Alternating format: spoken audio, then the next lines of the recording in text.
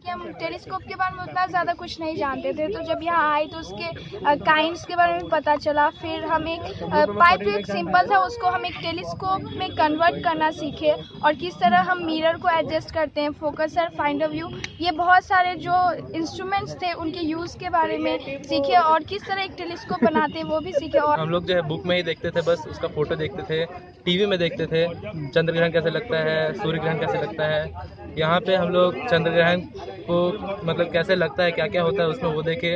आज हम लोग पहली बार प्रैक्टिकल में देखे, जो एक बहुत ही अलग एक्सपीरियंस है। ये ऐसा एक अमेजिंग एक पहल होता है, मतलब समय होता है कि जो हम किताबों में इमेज देखते हैं, एक पिक्चर देखते हैं, यहाँ बच्चों ने लाइव उस चीज़ को देखा है।